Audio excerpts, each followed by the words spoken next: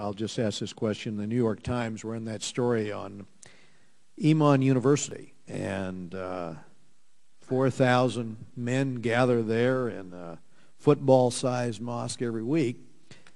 And as they say in the story in the Times, Zindani, the headmaster, who is the theological advisor to Osama bin Laden, after all, this is a guy who's a designated terrorist by the U.S. Treasury.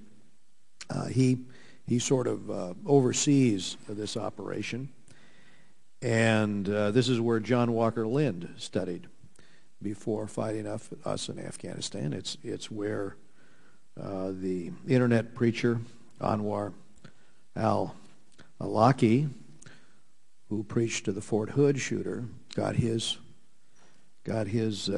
ability to give lectures. He also was tied to the Nigerian who attempted to hit us on Christmas Day.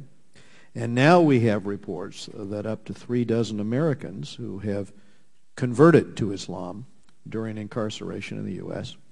are currently in Yemen.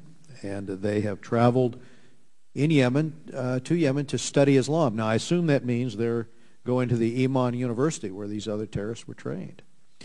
And law enforcement officials have been concerned. They say they have dropped off the radar for weeks.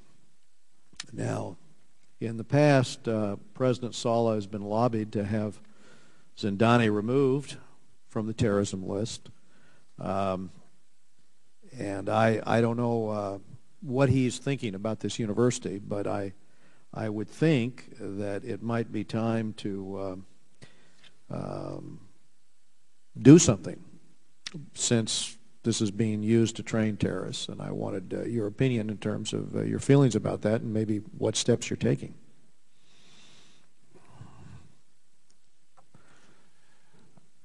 Congressman Royce, thanks. Let me make a couple comments and ask Ambassador Godek to add.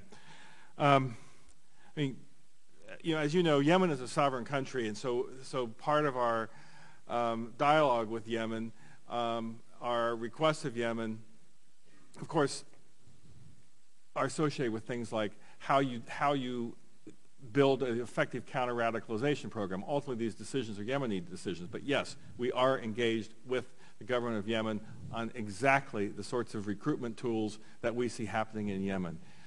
We've also talked to them about the Yemenis about watching their own immigration rules. I think that the Yemenis have recently picked up some Americans, in fact, for immigration violations of people who've overstayed their visas, which is an encouraging. Well, you've got 36, quote from the story, blonde-haired, blue-eyed Americans who our government said, we thought we had this place blanketed. We thought we were working it very closely, but now they've fallen off the radar. So.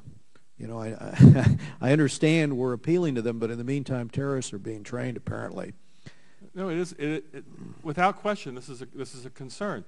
There's very little ability, I think, of the U.S. government. You'd have to talk to the immigration officials to prevent the travel by U.S. citizens. So we have to be in touch with the government of Yemen about any violations in their own rules. But we're also doing things to promote counter-radicalization in Yemen. We're working on programs. The Democracy, Human Rights, and Labor Bureau of the State Department, for example, runs a very effective program on religious tolerance in Yemen. So we're doing this. We're working on this problem through a couple. I understand, but you still got 4,000 people meeting every week in a football-sized mosque, where, if the New York Times is correct, they're being encouraged by what will we call it? The brain trust for Al Qaeda to launch terrorist attacks, and that's still going on, right? I would just underscore what Assistant Secretary Feltman said. We're deeply concerned about this. We're very well aware of this and other institutes and schools and universities which are engaged in transmitting or teaching the extremist message, and it is something that we're seized with. We're working with the government on this. are looking for a variety of ways to address the problem. It is a serious issue. And in the meantime, with Al-Shabaab, you've got these Yemenis from this same university are training and fighting with Al-Shabaab right now. Thank you, Mr. Chairman. Time of the